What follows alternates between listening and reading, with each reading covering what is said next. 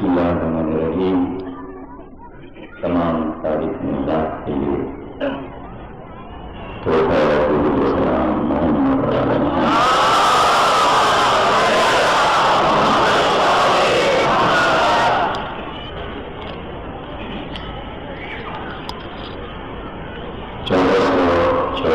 ہجری کے اشرف ثانی کی پہلی تقریر آپ اللہ خانہ سراش میں سماعت فرمائیں.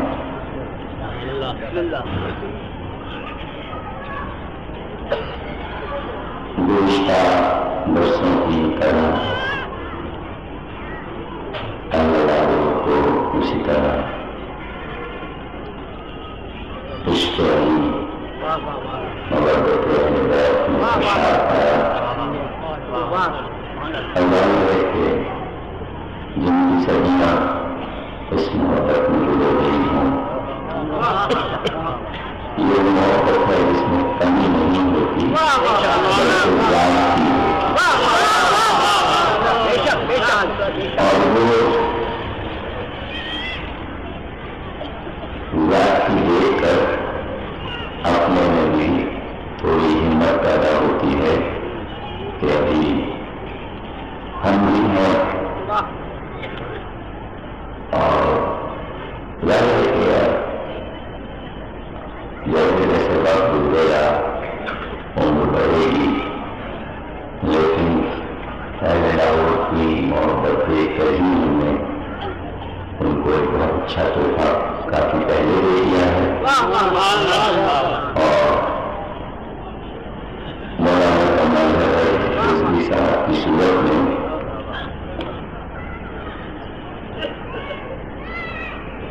اب اندازہ ہو گیا ہوگا لوگوں کو کہ مجلس کیا ہوتی ہے، مجلس کا مذہب کیا ہوتا ہے، مجلس کا رخ کیا ہوتا ہے، بیان کی چاشنی کیا ہوتی ہے. تو اتنا یاد کرنے کمال حیدر کو کسی طرح آپ مجھے بھولیں تاکہ مجھے ہدایت کر دی ظاہر کہ اپنے آپ کو میں پہنچا رہا ہوں. تو اگر آپ ایسا کریں تو بہت اچھا ہو کہ اشرف ثانی بھی کمال سے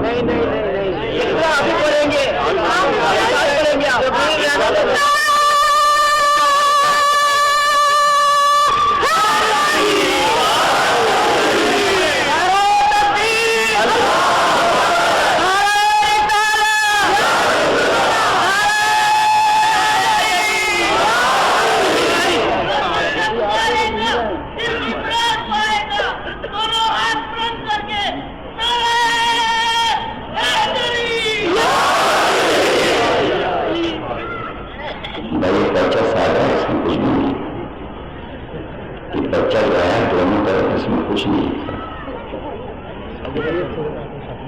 اس میں کہا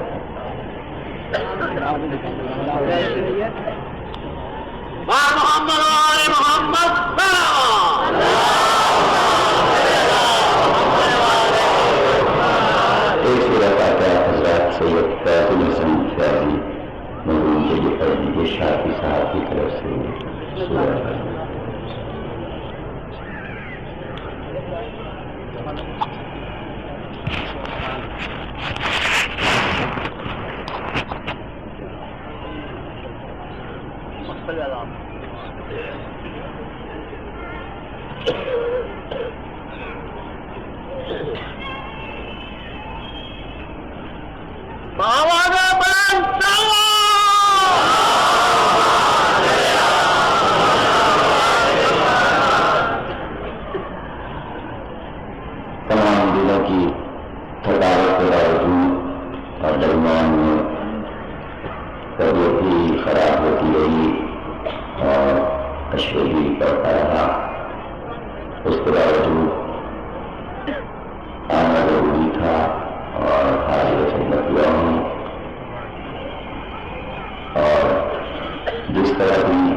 ممکن ہوا انشاءاللہ گفتگو ہوگی.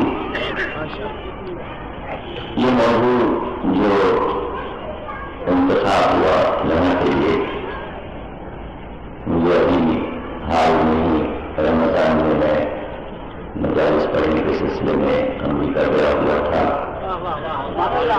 تو وہاں مجھے ایک ضخیم خط موصول ہوا انگلینڈ سے، ڈاک آئی امریکہ، اور اس میں اخبار کی یہ کٹنگس آئی تھیں، انگریزی اور اردو اخبار کی۔ حالانکہ اس سے پہلے کمال صاحب مجھے یہ اطلاع دے چکے تھے کہ اقوام متحدہ نے ایک میٹنگ کی ہے اور اس میں یہ طے کیا ہے یونائٹڈ نیشن نے کہ تمام اسلامی ملک حضرت علی کا طرز حکومت اپنا لیں تاکہ دہشت گردی دنیا میں ختم ہو جائے۔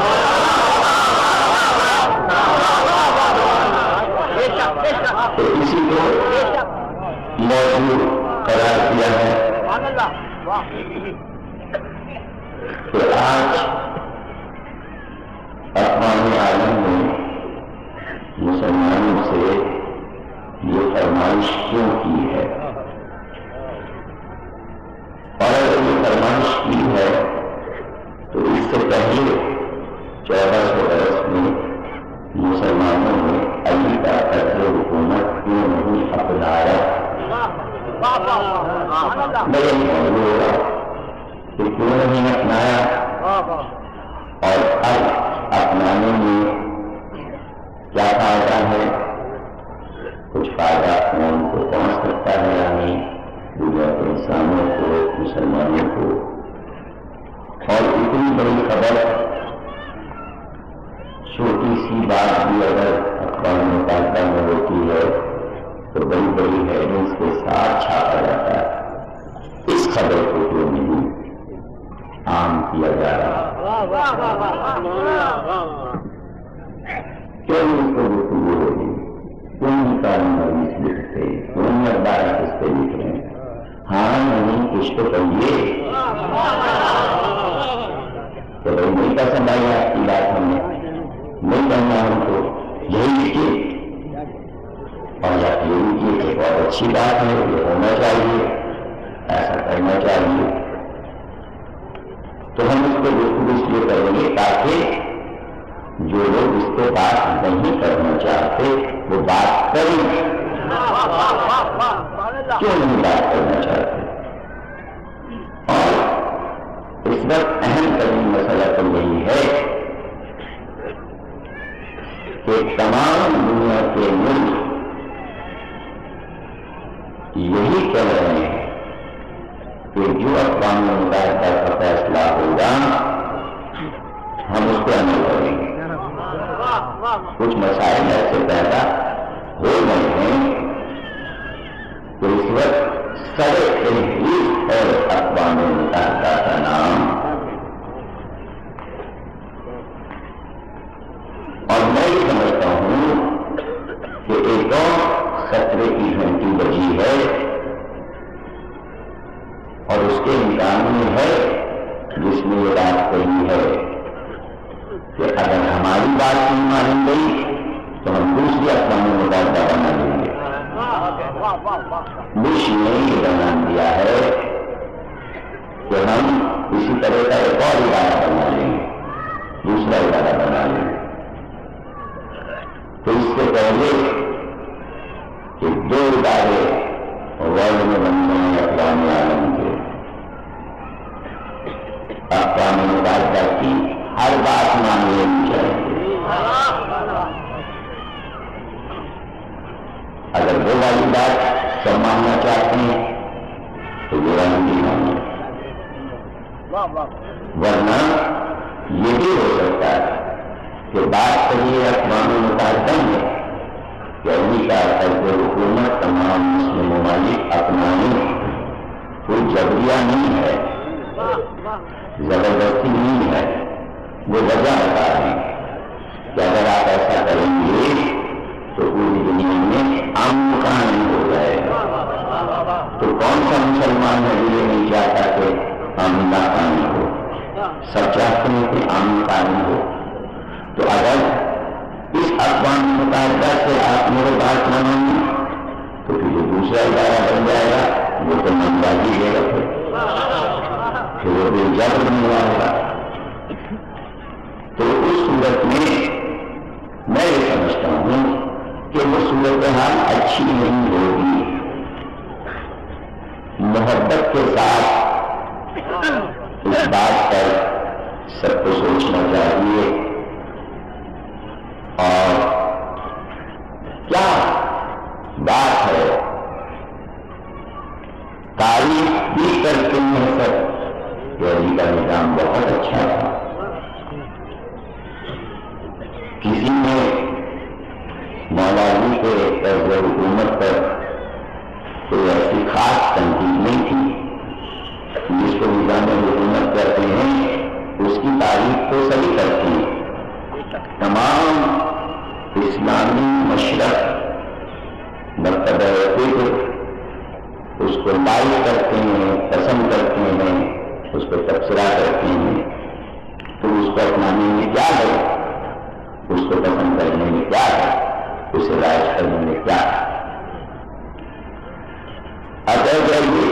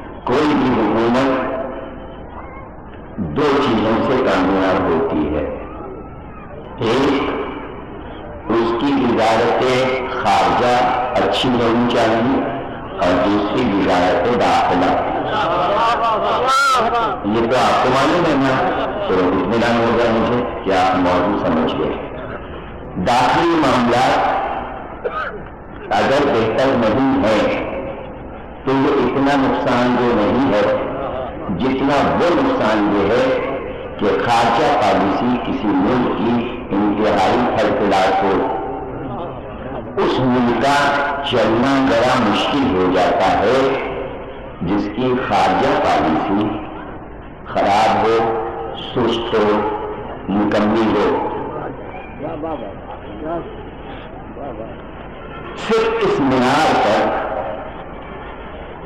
آپ یہ کہہ سکتے ہیں کہ علی کی حکومت کی وزارت داخلہ کچھ گڑبڑ تھی،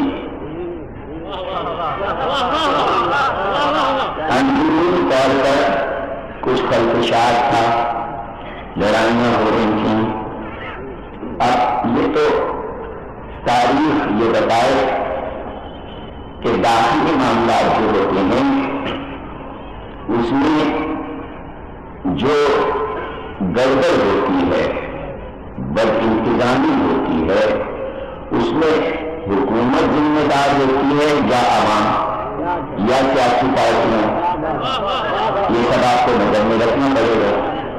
اگر آپ یہ کہتے ہیں کہ علی کے طرز حکومت میں داخلی معاملات صحیح نہیں تھے، تو جیسے ہی آپ یہ کہیں گے صحیح نہیں تھے تو فوراً میں یہ کہوں گا کہ پھر فیصلہ کیجیے کہ غلطی حکومت کی تھی یا اس دور کی سیاسی پارٹی کی غلطی تھی یا عوام کی غلطی تھی۔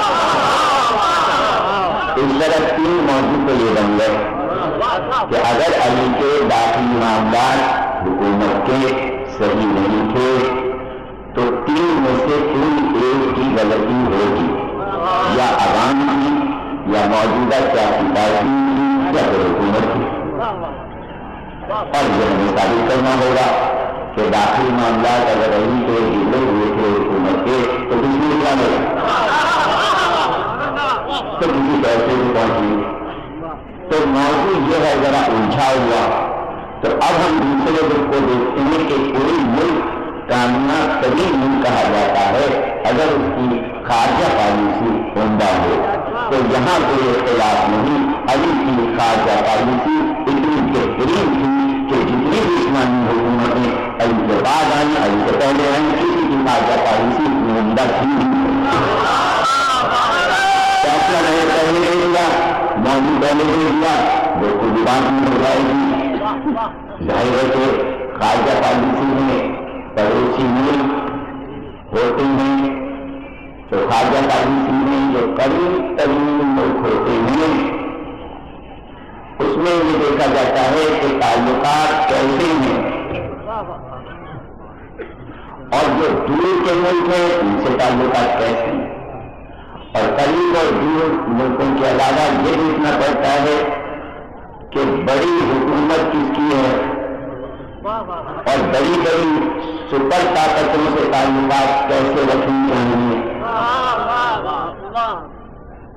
سچی بات تو یہ ہے کہ علی کے دور حکومت میں علی کو جو حکومت ملی ہے وہ خود ہی سپر پاور ہے۔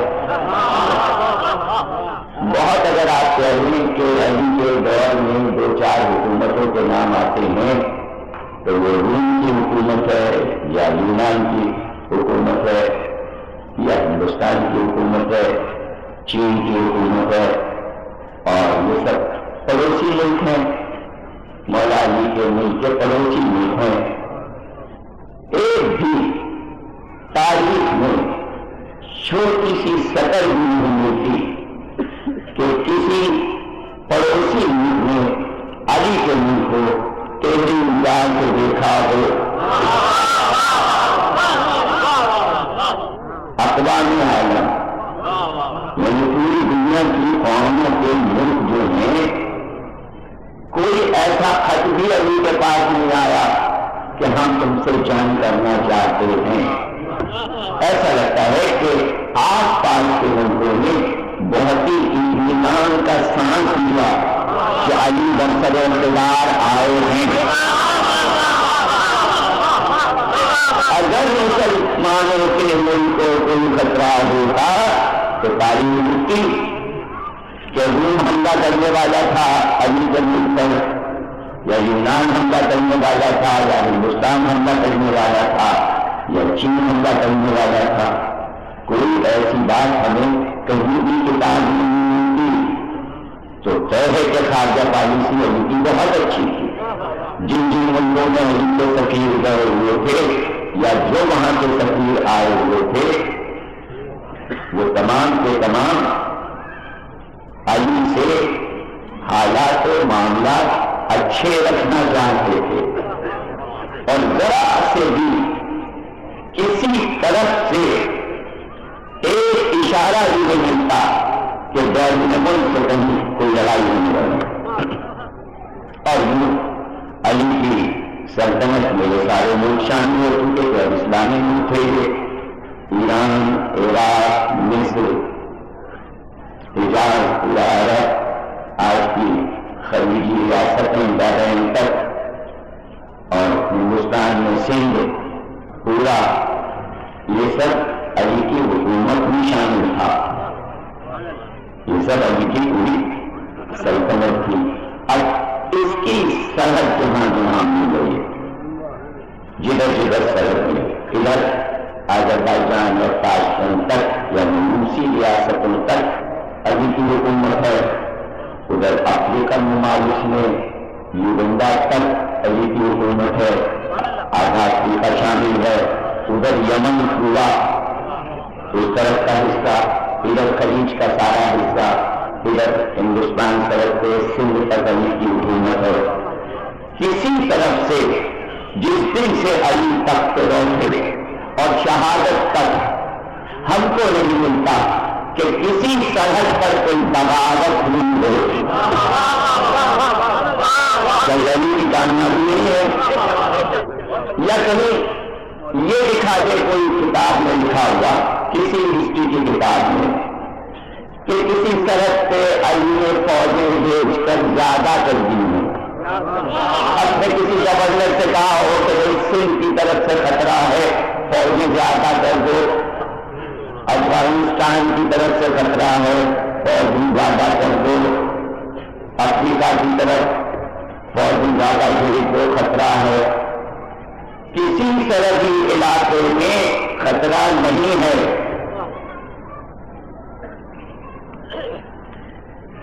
دیکھیے، اگر سرحدیں محفوظ ہیں، سب سے بڑا ثبوت یہ ہے کہ بیرونی ملک کوئی بھی علی کا دشمن اگر ہوتا اور جیسے ہی اس کو یہ پتا چلتا کہ علی کا لشکر اندرون ملک مضبوط ہے اور علی لڑائی کا لڑنے ہیں، تو سب مل کے حملہ کر دیتے کہ اس وقت علی کمزور ہے۔ آج تو سارے ملک موقع ڈھونڈتے ہیں کہ کب اندرونی طور پر ملک کمزور ہو جائے، ہم اپنی فوجی سڑک کے نام کو کھڑی کر دیں۔ آپ نے آزاد کی خبریں پڑھی ہیں مگر یاد نہیں رکھی ہیں، جس کا مجھے افسوس ہو رہا ہے۔ میں نے شروع میں ہی کہہ دیا تھا کہ آپ اپنے دور کو تیار کر لیجیے، کیا ایسا نہیں ہوا؟ بھائی جو اصطلاحیں تو میں استعمال کروں گا، تبھی تو آپ موضوع کو سمجھیں گے۔ بجائے اس کے ہم یہ دیکھتے ہیں کہ باہر کے ملک کے حکمران اپنے سفیر بھیجتے ہیں۔ سفیر ہر دور میں بھیجا گیا ہے، اور جو احترام اور عظمت سفارت کو ہمارے سرکار دو عالم صلی اللہ علیہ وسلم عطا فرمائی، اس کے بعد سے سفیر کا منصب بڑھ گیا۔ یہ اسلام کی دین ہے پورے دور کو، تمام اقوام کو۔ اس سے پہلے اس طرح سفیر کو اتنا بڑا عزت اور مرتبہ نہیں ملا کرتا۔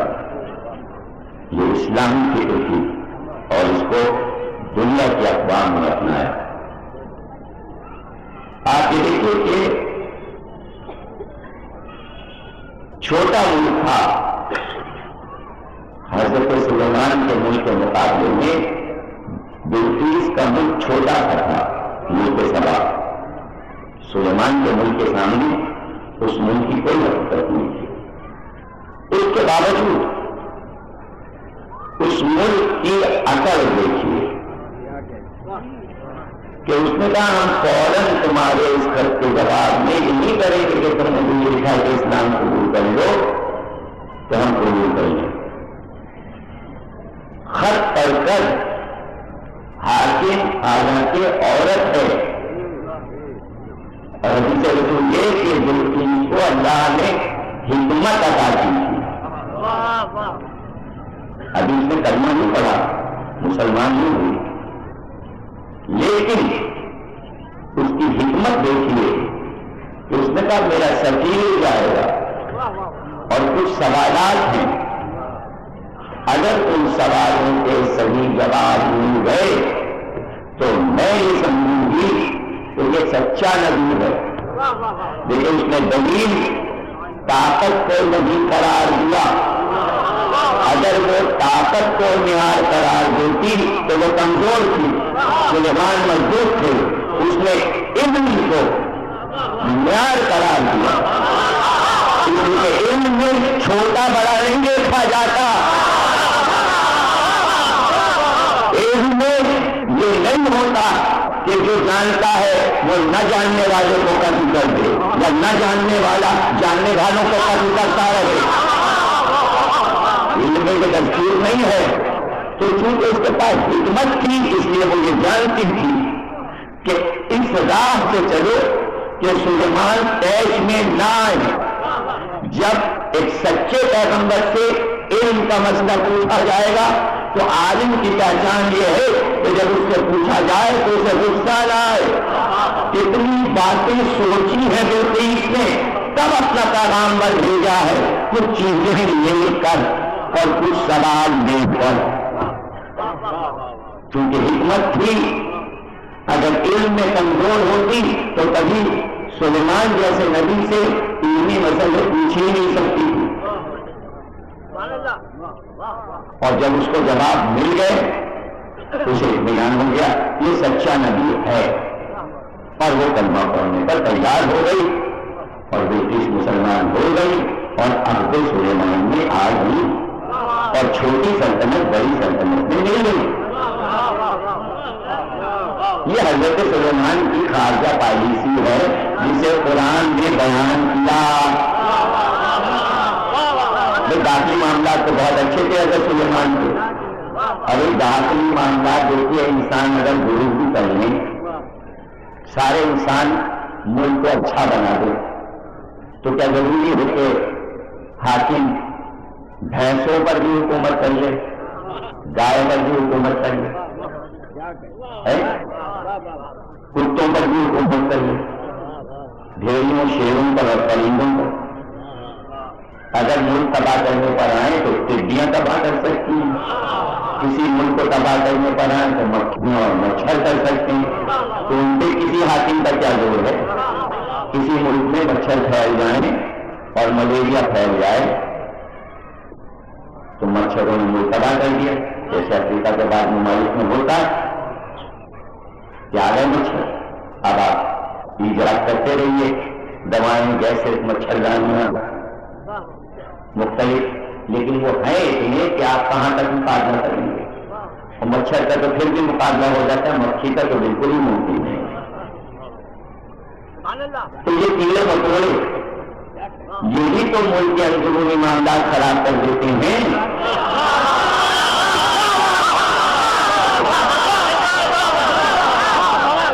تو حضرت سلیمان کا اس پر بھی کنٹرول ہے، اتنے اچھے داخلی معاملات ہیں حضرت سلیمان کے کہ پرندوں اور جانوروں اور اشیاء اور مچھلی سب پر۔ لیکن سب سے اچھی بات حاکم کی جو ہوتی ہے وہ ہوتی ہے کہ اگر عوام میں سے کسی کمتر کو بھی کوئی چھوٹی سی شکایت ہو جائے تو حاکم سنے اور سننے کے بعد یہ احساس کرے کہ بھائی حکومت میں کہاں پر خامی ہوئی، کہاں پہ غلطی ہوئی۔ یہ بھی حکومت کے داخلی معاملات میں ہے۔ ایک بار اعلان کر دیا حضرت سلیمان نے کہ ایک ایسا دسترخوان بچھا دو جس پہ سب آ کے کھائیں، انسان بھی کھائیں، جانور بھی کھائیں، اور سمندری مخلوق بھی کھائے۔ اور دسترخوان بھیج گیا اور کھانے کا ڈھیر کر دیا گیا، سب آئے، سب نے کھایا۔ تو سمندر کی ایک بڑی مچھلی آئی، وہ جتنی زندہ حضرت سلیمان کے امکان میں تھی، اب ملک سوچے کتنا بڑا ملک ہے، تو دسترخوان کتنا بڑا رہا ہوگا اور غذا کتنی رہی ہوگی لاکھوں کروڑوں انسانوں اور جانوروں کے لیے۔ اب وہ مچھلی جو آئی تو وہ غذا تو سب کی تھی نا، وہ جناب کھاتی چلی گئی، دسترخوان ہی خالی ہو گیا۔ اب سب کیا کھائیں؟ مچھلی کھا گئی۔ اب وہ رکی نہیں بھی کھاتی تھی، حضرت سلیمان نے کہا کب تک کھائے گی؟ ارے بھائی کب تک کھائے گی، اوروں کو بھی تو کھانے کا موقع دے۔ تو اس نے کہا یا نبی اللہ، اللہ مجھ کو دن بھر میں 3 نوالے کھلاتا ہے، 3 نوالے کل، اور 1 نوالے کا بھی چوتھائی بھی میں نے نہیں کھایا، اور آپ نے مجھے توڑ دیا۔ یہی تو اللہ کے رزق میں اور بندے کے رزق میں فرق ہے کہ اللہ کھلاتا جاتا ہے تو اس کا نہیں ہے تو کیوں کھا رہے اتنا؟ اور آپ نے پہلے نوالے سے کہا بس کرو بس کرو۔ دیکھیے تبلیغ بھی کر دی، اپنا شکوہ بھی بیان کر دیا، اور یہ بھی بتا دیا بہت بڑا ملک لیے بیٹھے ہو، اللہ کے ملک سے بڑا ملک تو نہیں ہے۔ چلو آپ چلیے، رزق کا مسئلہ بھی حل کر دیا کہ اللہ جب دینے کے آتا ہے تو حساب نہیں لیتا کسی سے۔ آپ بتائیے خدائی نظام رائج ہو سکتا ہے؟ انسان میں ہے جو لوگ کہتے ہیں اسلامی نظام لاؤ، وہ سلیمان سے پوچھیں کہ کیا اسلامی نظام مچھلی کے رائج کر سکے تھے؟ جب سلیمان جیسا نبی ایک جگہ سے عاجز آ جاتا، اور ایک جگہ کیا کئی جگہیں ہیں ایسی، کئی جگہیں ہیں۔ بری کا ہاتھ ٹوٹ گیا، شکایت میں کیا آگے ہوا کی شکایت کی، نظر سے نکل گئی تھی، یہ تیز آئی، اس نے مجھے گرا دیا، میرا ہاتھ ٹوٹ گیا، ہوا پہ مقدمہ ہوا۔ ہوا نے جواب دیا میں چلی، یہ راہ میں آئی ہوں، اب بتائیے کیا جواب؟ ایسے مسئلے پہ روز حضرت سلیمان کے سامنے دن ہوتے تھے، اس لیے کہ ہر چیز کے حاکم تھے، ہر چیز کے حاکم تھے، اور کیا حکومت کے ہر فرد بشر سے سوالات ہو سکتے ہیں کہ تم کیا کر رہے ہو اور تم کیا کر رہے ہو؟ ظاہر ہے کہ حکومت وقت گھر میں گھس کے تو نہیں پوچھ سکتی تم کیا کر رہے ہو۔ حضرت سلیمان بیٹھے ہوئے اور ایک چڑا اور چیل آپس میں، چیل کا ناراض ہو گئی چیٹے کسی بات پر، اور وہ منا رہا تھا اس کو، اور محل کے گنبد کے گھونسلے میں سلیمان کے، جہاں سلیمان کا محل ہے وہاں اس نے اپنا محل بنایا ہوا سر پہ، اب وہ چڑیا سے کہہ رہا مان جاؤ، اور وہ راضی نہیں ہو رہی، تو اس نے غصے میں آ کے چیٹے نے کہا اگر تم میری بات نہیں مانو گی بیگم تو میں سلیمان کا پورا محل الٹ کے رکھ دوں گا حسین۔ حضرت سلیمان نے سن لیا، پرندوں کی بولی مانتے تھے، بلایا چیٹے کو کہ تیری بات یہ کیوں ہے، میرا محل الٹ سکتا ہے؟ کہ آپ میرے گھر میں بولنے والے کون؟ ارے اپنی بیوی کو راضی کرنے کے لیے تو شوہر کچھ بھی کر سکتا ہے، اسلامی شرع میں ہے، آپ سے کیا مطلب؟ ہم اس کو راضی کرے تو محل کون ان کو دے رہا تھا؟ آپ ہمارے گھر میں، ارے تو کیا اسلامی سلطنت قائم کرنا آسان ہے؟ قرآن سے پوچھو، جتنے انبیاء آئے ہیں، داؤد کی حکومت ہے، سلیمان کی حکومت ہے، جن انبیاء نے حکومتیں کی ہیں ان سے پوچھو کیسے رائج کیا۔ انبیاء کی مشکلات کے بعد یہ ایک انبیاء کا وارث آیا اور اس نے 4 برس میں ایک سلطنت قائم کر کے بتایا کہ اگر زمین میں کوئی شکوہ ان سے کیا ہو تو وہ بتا دو، ہوا نے کوئی شکوہ کیا ہو تو وہ بتا دو، پانی نے کوئی شکوہ کیا ہو تو وہ بتا دو، پرندوں نے کوئی شکوہ کیا ہو تو وہ بتا دو۔ ایک باز ایک شکرا ایک کبوتر کا پیچھا کر رہا ہے اور کبوتر بھاگ رہا ہے، ادھر دیکھا ادھر دیکھا، اس نے دیکھا علی بیٹھے تھے وضو کرنے کے لیے، وہ آستین میں علی کو بھول گیا، آ کے بعد سامنے بیٹھ گیا، اس نے کہا یہ میرا حصہ ہے، یہ میری غذا ہے، اللہ نے میری غذا مقرر کی ہے، میرا حصہ دیجیے۔ کمبل سے کاٹ کے چھری لاؤ اور ترازو لاؤ، کبوتر کو توڑو، جتنا وزن ہے ترازو کے اپنے پلے میں، یہاں کا گوشت کاٹ کے میرا اس کو دے دو. یہ کیا ہے علی نے؟ ایسے حکومت چلائی ہے.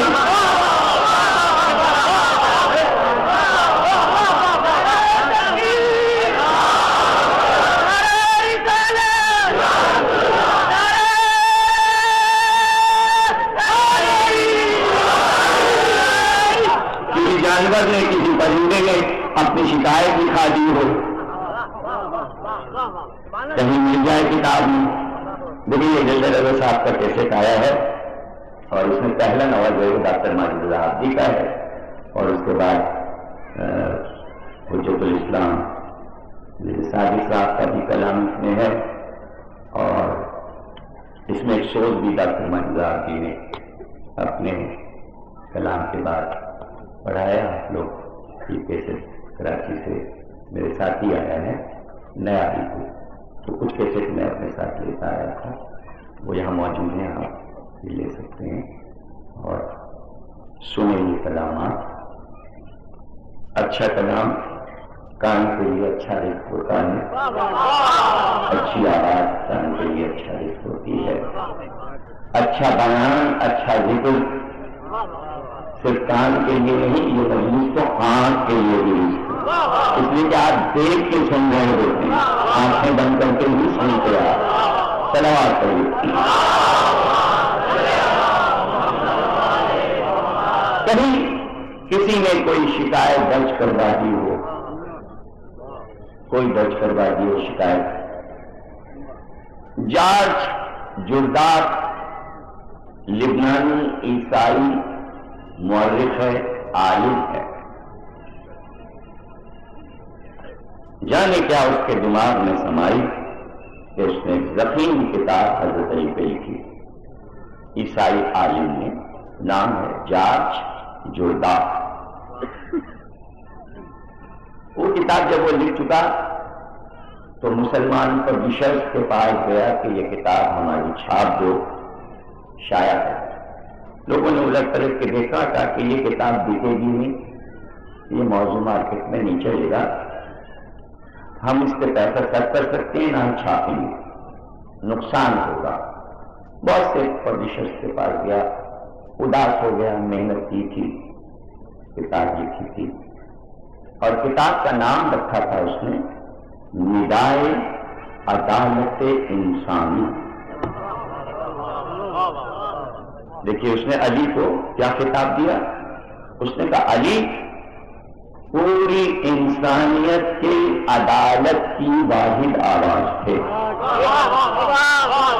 دنیا میں کوئی حکومت قائم نہیں ہو سکتی بغیر عدالت کے، اور عدل قائم کرنا دنیا کا سب سے مشکل کام ہے. ایک عیسائی مورخ یہ اقرار کر رہا ہے کہ علی نے اپنے دور حکومت میں صرف اسلامی عدالت نہیں بلکہ عالم انسانیت کی عدالت قائم کر دی، جس میں نہ عیسائی نے کبھی شکایت کی، نہ یہودی نے، نہ کافر نے، نہ ہنود نے، نہ زرتشت نے، نہ کسی صوبے والے نے، نہ کسی ملک والے نے. اندرونی معاملہ چھوڑ دیجیے کیا تھے، اس کو ہم بات بعد میں کریں گے کہ کیا ناراضگی تھی. جس علی سے پوری انسانیت راضی تھی اس سے کچھ لوگ کیوں ناراض تھے؟ ایک سوال ہے نا بھائی، سوال ہے. وہ پروفیسر صفدر صاحب بیٹھے، 2000 آدمی ان سے خوش ہیں اور 3 آدمی ناراض ہیں. کیسے فیصلہ ہوگا؟ 2000 کا ووٹ ان کی طرف ہے کہ یہ بہت اچھے آدمی، اور 3 بگڑے کھڑے ہوئے، 4 بگڑے کھڑے ہوئے، تو کیسے فیصلہ کریں گے؟ تو ان بگاڑ پیدا کرنے والوں کے فیصلے پر فیصلہ ہوگا کیا؟ پوری انسانیت چیخ رہی تھی کہ علی عدالت کی آواز ہے. اچھا کیوں نہ چیختی؟ رسول کہہ چکے تھے کہ اگر علی مسند قضا پر بیٹھ جائیں اور یہودی اپنا فیصلہ کروانے کے لیے آئے تو اس کے مقدمے کا فیصلہ علی توریت سے کریں گے، زبور والا ہے تو اس کا فیصلہ زبور سے کریں گے، انجیل والا ہے تو اس کا فیصلہ انجیل سے کریں گے، مسلمان آئے تو اس کا فیصلہ قرآن سے کریں گے۔ اور یہی نعرہ اپنے دور حکومت میں علی نے دیا کہ میں مسند قضا پہ بیٹھا ہوں، جس قوم کا جو نمائندہ فیصلہ کرانے آئے گا اسی کی شرح، اسی کی فقہ، اسی کی کتاب سے علی فیصلہ دے گا۔ کیا یہ ندائے عدالت انسانی نہیں ہے؟ یہ ندائے عدالت انسانی۔ تو کسی کو علی سے شکایت نہیں ہے، کسی مخلوق کو علی سے شکایت نہیں ہے۔ اسی بنا پر جار جرداس نے یہ کتاب لکھی علی کے نظام زندگی پر، اور مسلمان پبلشر چھاپنے کو تیار نہیں، جیسے آج اقوام متحدہ کہہ رہی علی کا طرز حکومت لاؤ اور لانے کو تیار نہیں، ویسے اس کی کتاب کا بھی اثر ہوا، جو نہیں چھاپا۔ گرداس جا کے چرچ میں بیٹھ گیا، راہب جو تھا پادری وہ نکلا تو اس نے اس کو دیکھا کہ یہ سر جھکائے اداس بیٹھا ہے۔ اب ان کے یہاں یہ اتنی انسانیت ہے کہ اگر کسی کو اداس دیکھ لیں تو وہ پریشان ہو جاتے ہیں۔ یہاں تو لاکھوں کروڑوں اداس سڑکوں پہ چلے جا رہے ہیں، کون آ کے مذہبی رہنما پوچھتا ہے تمہیں کیا دکھ ہے، تمہیں کیا دکھ ہے، تمہیں کیا ہوا؟ کون پوچھتا ہے؟ عوام کے دکھوں کو کوئی سیاسی رہنما یا مذہبی رہنما آتا ہے پوچھنے، ان کے ہے یہ ایسا ہے؟ انہوں نے کہا بھائی کیا تمہیں تکلیف ہے، کیوں اتنے اداس بیٹھے؟ کیا بتائیں، کتاب لکھی تھی چھپانے کے لیے گئے، سب نے منع کر دیا۔ کہ کس موضوع پہ کتاب لکھی؟ کہ اسلامی ایک شخصیت علی کی عدالت سے، ان کے طرز حکومت سے لکھی ہے کتاب، کہ جتنا پیسہ لگے ہم دیتے ہیں، چرچ کی طرف سے کتاب چھپاؤ، جب تمہاری کتاب بک جائے ہو سکے تو ہمارا قرضہ ادا کر دینا، ورنہ کوئی بات نہیں۔ خوش ہو گیا جار گردہ، یہ مصنف کو کیا چاہیے؟ اس کا شاہکار چھپ جائے، اس سے بڑی اور اس کے لیے خوشی کی کیا بات کہ اس کی محنت جو ہے وہ کامیاب ہوئی۔ اس کو رقم پادری نے دے دی، اس نے کتاب چھپائی، 1 ایڈیشن 2 ایڈیشن 3 ایڈیشن 4 ایڈیشن، بکتے چلے گئے، چھپتے چلے گئے، کتاب مشہور ہوتی گئی، دنیا کے ہر زبان میں ترجمہ ہوا، عربی میں، ڈچ میں، فرینچ میں، جرمن میں، انگریزی میں، فارسی میں، ہر ملک میں اس کا ترجمہ کرایا۔ جب عربی میں ترجمہ ہوا اور عراق وہ کتاب پہنچی مارکیٹ میں تو اس وقت آیت اللہ محسن الدین علی اللہ مقامہ نجف میں تھے، انہوں نے اپنے درس میں اپنے شاگردوں سے کہا کہ جار جرداس کی کتاب ضرور پڑھو، کہیں سے بھی خرید کے پڑھو، ضرور پڑھو۔ تو طلباء نے کہا اگر پیسے نہ ہوں تو کیا کریں؟ کہ اپنے کپڑے بیچ ڈالو مگر کتاب خرید کے ضرور پڑھو۔ ایسی کتاب جب اس کو پیسے وصول ہوئے وہ پادری کے پاس آیا، کہا کہ یہ آپ اپنی رقم دیجیے، لیکن آج ہم آپ سے پوچھ رہے ہیں کہ جس کتاب کو مسلمان نہیں چھپوانا چاہتے تھے آپ نے عیسائی ہو کے کیوں چھپوائی؟ کہ اس لیے جیسے تم نے علی کا نام لیا، ہم نے اپنی کتابوں میں یہ پڑھا ہے کہ جب علی کا دور حکومت آیا تو انہوں نے یہ اعلان کیا کہ غیر اقوام جو ہمارے ملک میں آباد ہیں نہ ان کے مذہبی عبادت گاہوں کو گرایا جائے گا، نہ ان کے مذہب پہ پابندی لگائی جائے گی، نہ انہیں قتل کیا جائے گا۔ ایک منشور دیا علی، چونکہ ہم یہ پڑھ چکے تھے اس لیے معلوم ہے کہ علی کیسا عظیم انسان تھا جس نے عیسائیوں کو اپنے دور حکومت میں، ابھی آنے والی تقریروں میں انشاءاللہ ہم عرض کریں گے کہ علی نے مدینے کو دارالحکومت ہٹا کر وہاں سے کوفے کو کیوں بنایا۔ اس پہ اکثر میں نے ذکر کیا ہے گزشتہ برسوں میں یہی اشرے میں، لیکن یہ رخ آپ دیکھیے گا کہ چونکہ پورا عراق، کوفہ جو ہے وہ عراق کا مرکزی شہر تھا، اور پورا عراق اکثریت عیسائیوں کی تھی۔ علی یہ جان رہے تھے کہ عیسائیوں پر کبھی بھی اسلام نے فوج کشی نہیں کی، حضور نے کوئی حملہ عیسائیوں پر کبھی نہیں کیا، 87 لڑائیوں میں کوئی لڑائی عیسائیوں سے نہیں ہوئی، اور اگر کبھی مقابلہ ہوا تو مباہلہ ہوا، تلوار نہیں چلی۔ کیوں؟ اللہ جانتا، اللہ سے بہتر کون جانتا کہ عیسائی اس بات کے دعوے دار ہیں کہ ہم امن پسند ہیں، ہم روحانی ہیں، ہم کسی کو دکھ نہیں دیتے۔ اگر ان پہ حملہ ہو جاتا تو وہ کہتے اسلام ظالم ہے، ہم مظلوم ہیں، عیسائی مظلوم بن جاتے، اسلام ظالم ہو جاتا۔ نبی یہ جانتے تھے کہ اگر عیسائی کی زبان سے اسلام ظالم بن گیا تو قیامت تک یہ داغ دھویا نہیں جائے گا۔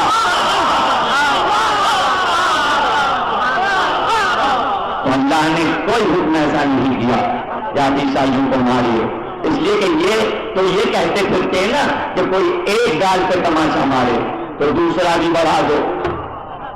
جو یہ کہہ رہا ہو کہ خود ہی دوسرا گال تماشے کے لیے پیش کر رہا ہوں، آپ اس کو جب ماریں گے تو لامحالہ آپ ظالم بن جائیں گے۔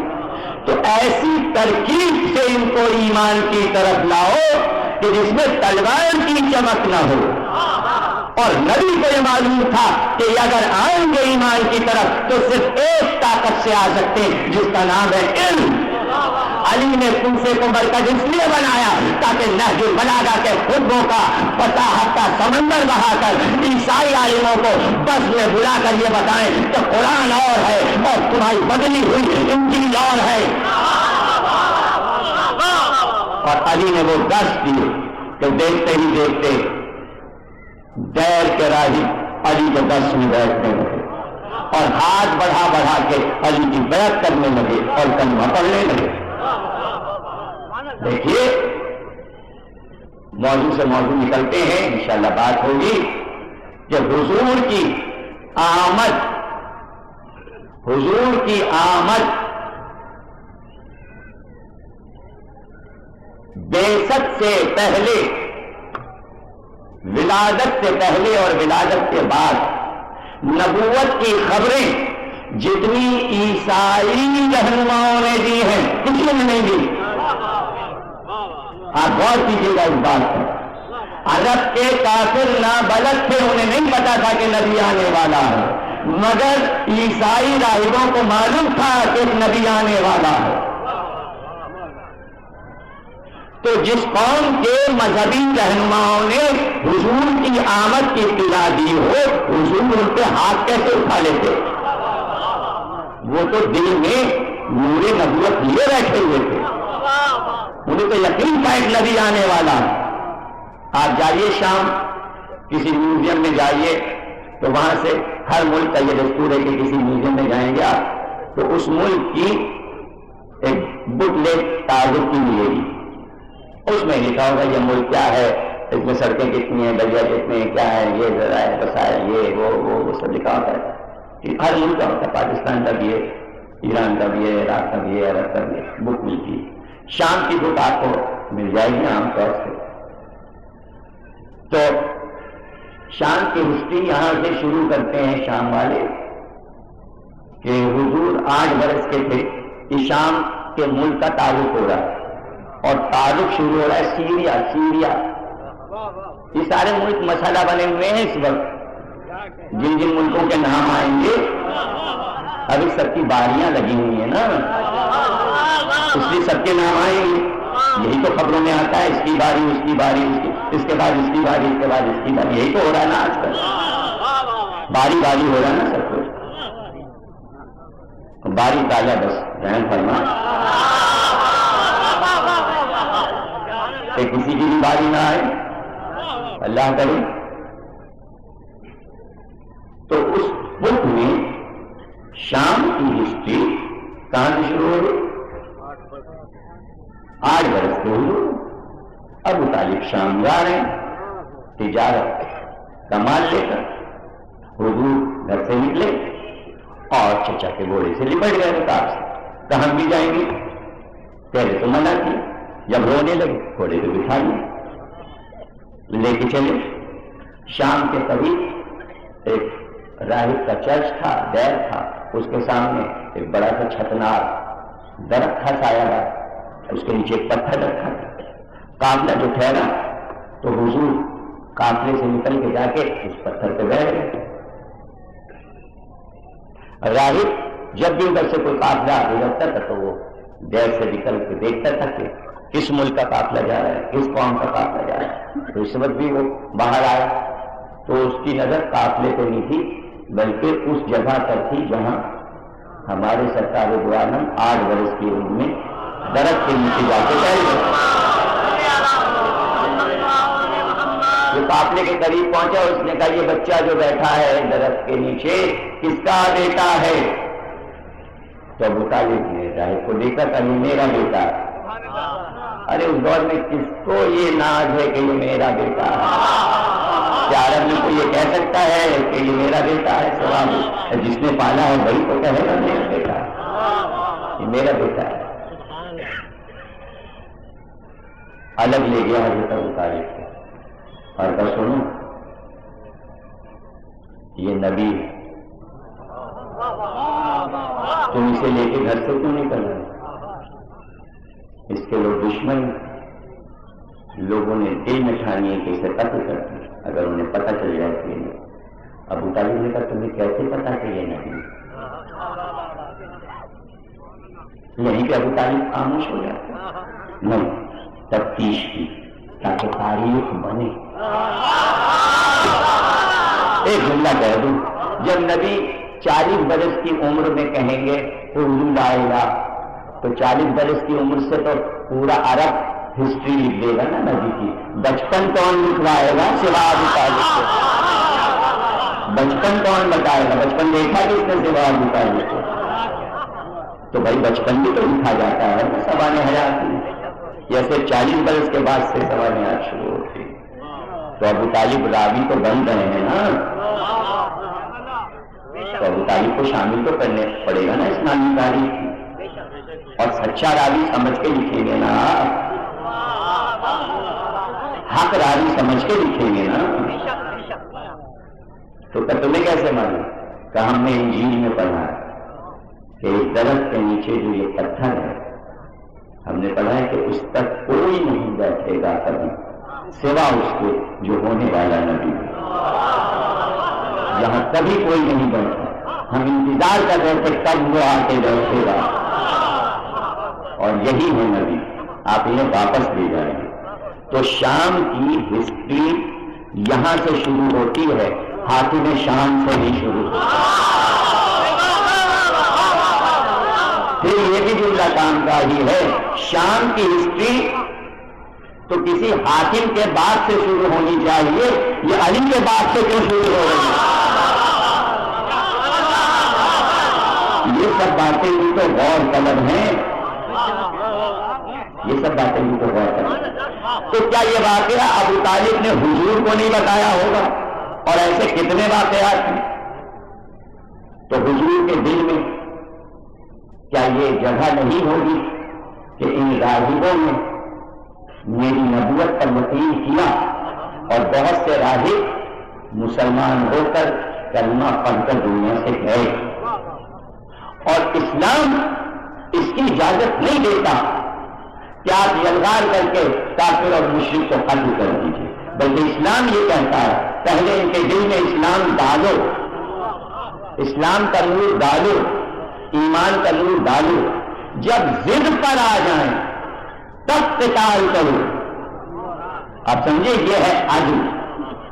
تو آپ کو پوری دنیا کے عیسائی اور یہودی اور کافروں کا انتظار کرنا پڑے گا کہ کب ان کے دل میں ایمان اور نور اور اسلام آ جائے۔ اس لیے آپ جنگ سے موڑ نہیں لے سکتے، انتظار کرنا پڑے گا۔ اسی لیے انتظار رکھا گیا ہے کہ مہدی کو آ جانے دو، تم نہیں سمجھ سکتے کہ اسلام کہاں آ رہا ہے۔ اسلام یہ نہیں کہتا سب کو مار ڈالو، ساری انسانیت کو مار ڈالو، جو مسلمان نہ ہو سے تباہ کر دو، نہیں، ہر نبی نے انتظار کیا، ہمارے حضور نے عرب کے کافروں کا انتظار کیا کہ کلمہ پڑھ لیں، ارے 13 برس تلوار نہیں چلائی اس انتظار میں، اب آ جائیں اب آ جائیں اب آ جائیں، جب ضد پر آ گئے تب بدر ہوئی، تب احد ہوئی، تب خندق ہوئی، تب خیبر ہوئی، علی نے 25 برس مدینے میں خاموش رہ کر انتظار کیا کہ کب مسلمان نفاق چھوڑ دیں، جب نفاق نہیں چھوڑا تب علی نے جمل صفین کہلوایا۔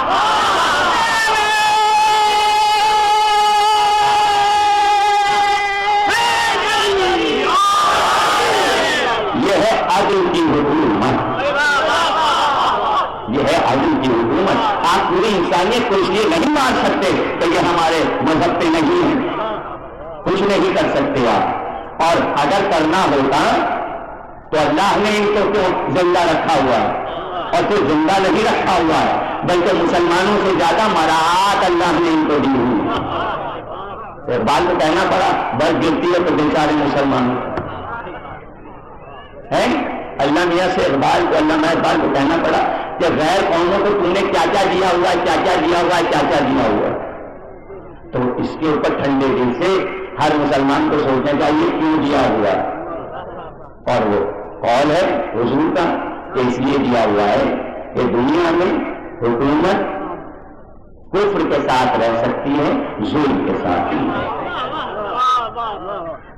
یعنی اگر عادل حکومت کافر کی ہے تو وہ اللہ کو پسند ہے، جیسے نوشیروان عادل عادل تھا، کافر تھا، حکومت ہو گئی، لیکن اگر مسلمان حاکم ہے اور ظالم ہے تو اللہ کو نہیں پسند۔ آپ لا کہتے رہیے اللہ کے لاڈلے ہیں، اللہ کے پیارے، نہیں پسند اللہ کو، ظالم اللہ کو نہیں پسند۔ قرآن اٹھا کے پڑھ لیجیے، جگہ جگہ ظالم کی مذمت ہے۔ معاملہ یہی تھا عیسائیوں کے ساتھ کہ وہ امن پسند تھے، ظالم نہیں تھے، ان کے ساتھ رویہ ایسا رکھنا تھا کہ یہ کب اسلام پسند بن جائے، کب یہ کلمہ پڑھ لیں۔ یہی نانا نے کیا، یہی علی نے کیا، یہی نواسر حسین نے کیا، اور حسین نے تو کچھ بھی نہیں کیا، اور یوں بھی صرف یہ سن کر کہ اس نبی کا نواسا ہے، ضرب طلبی آ گیا گردن کٹانے کے لیے، اور راستے میں وہ چرچ، کبھی اس پہ سوچئے گا کہ جو مسلمان کربلا میں نبی کے نواسے کا گھر لوٹ رہے ہیں، کلمہ گو، اور اس کی بنسبت صحراؤں اور راستوں کے عیسائی راہب لٹی ہوئی بیویوں کے لیے چادریں لے کے آئے، اس کا کیا راز ہے؟ اس کا کیا راز ہے؟ اس کا راز صرف یہ ہے کہ وہ یہ جانتے تھے کہ یہ وہ علمی گھرانہ ہے کہ جو دنیا میں امن قائم کرنے کے لیے آیا تھا، وہ پہچانتے تھے، وہ جانتے تھے اس بات کو، ان کا تعلق علم سے تھا، جہالت سے نہیں تھا۔ اسی لیے جب قرآن کی آیت آ گئی کہ علم آ گیا، آپ جھگڑا کیسا؟ فمن حاجت فی من بعد ما جاءک من العلم، جب علم آ گیا تو جھگڑا کیسا؟ اور نبی نے کہا اور انہوں نے جھگڑا نہیں کیا، وہ سمجھ گئے کہ علم آ گیا، تو وہ علم کو پہچانتے، وہ صرف علم کے پیغامبر تھے، پیغمبروں کو پڑھے ہوئے تھے، صوفے انبیاء کو پڑھے ہوئے، تو جانتے تھے کہ مدینے میں ایک رہتا ہے نبی کا نواسی جو انبیاء صفت ہے، نام سنا، تو ان کے لیے اچنبا اور حیرت کی بات تھی کہ بھائی اگر اس سے دشمنی تھی تو ٹھیک، گھر کی عورتوں نے کیا کیا؟ اسی چیز نے ان کو مجبور کر دیا اس بات پر کہ وہ اپنی محبت کا اظہار کر، اور یہی محبت تھی کہ سر کٹا ہوا تھا، لہو سے نہایا ہوا تھا، لیکن چہرے کو دیکھ کر محبت محسوس ہوتی، نبی کے نواسے تھے، اور وہ محبت ایسی تھی کہ عیسائی راہب بھی چہرے کے نور کو دیکھ کر آ جاتے۔ کس کا سر ہے؟ کہاں سے کاٹ کے لائے، کیوں اس کا سر کاٹا؟ اور ایسا ہی حلب جب آپ جائیں زیارت کے لیے تو ایک چرچ ہے جو اب مسجد ہے، 1400 برس پہلے وہ چرچ تھا راہب کا، اور ادھر سے قافلہ گزر رہا، اور چرچ کی دیوار سے، دیر کی دیوار سے سروں کو، نیزوں کو رکھ کے لگا دیا گیا تھا۔ اندھیری رات کی، بیویاں زمین پہ رہتی، لشکر کی آمد معلوم ہوئی تو راہب باہر آ گیا۔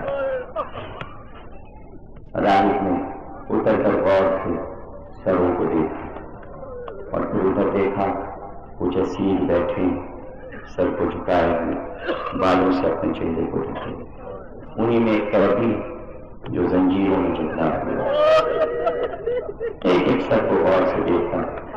جب امام حسین کے سر کے قریب آیا تو لشکر سے کہا، اس سر سے میں نے محبت مانی، یہ سر ہمیں دے دو۔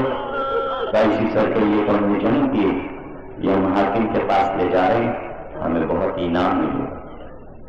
کہ اچھا، جب تک تم یہاں ٹھہرے ہو اتنی دیر کے لیے یہ سر ہمیں دے دو، تم جتنے درہم و دینار کہو گے ہم تمہیں دے دیں گے۔ دیر میں گیا، کچھ درہم و دینار لایا، شنگ کو دیا تھا، جب جانے لگنا تو سر لے لیں، سر کو لیا شنگ سے راہب چرچ میں آیا، جس چوکی پہ انجیل رکھ کے پڑھنا کرتا تھا اس پہ چادر پڑی ہوئی تھی، انجیل کو ہٹایا اور الگ رکھ دیا، اور اسی چوکی پہ سر رکھ دیا، اور تھوڑا سا عرق گلاب لایا اور سر پہ چھڑکا۔ اب جو عرق گلاب چھڑکا تو تھوڑا تھوڑا چہرہ کھلنے لگا، نظر آنے لگا۔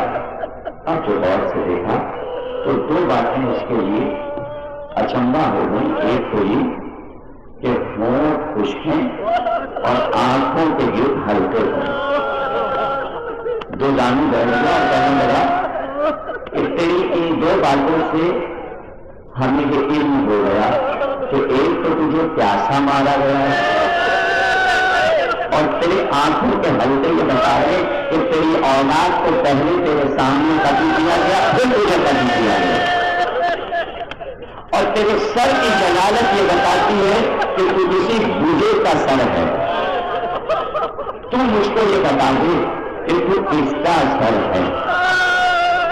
کٹی ہوئی گردن سے آواز آئی، اے راہب، کبھی تم آئے تھے رسول اسلام محمد کی خدمت میں اور تم نے بیٹے مانگے تھے، تو اس وقت محمد کی گود میں بچہ بیٹھا تھا، کیا یاد ہے؟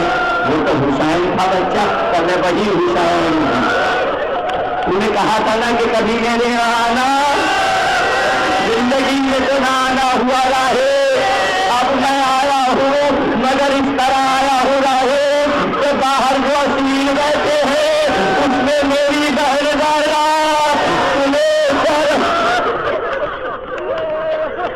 معلوم قبول کروا، ہمیں کوئی محمد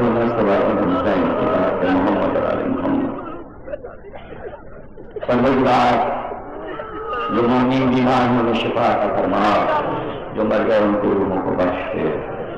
پروردگار جو بے روزگار ہیں ان کے رزق میں وسعت فرما، جو بے روزگار ہیں انہیں رزق عطا فرما، ہمارے ملک کو متحد فرما، پاکستان کی حفاظت فرما، مسلمان قوم کی حفاظت فرما، امن و امان میں پوری قوم کو محمد علیہ محمد۔ ایک سورہ فاتحہ بانی ہے گزاری جناب سے حسن رضا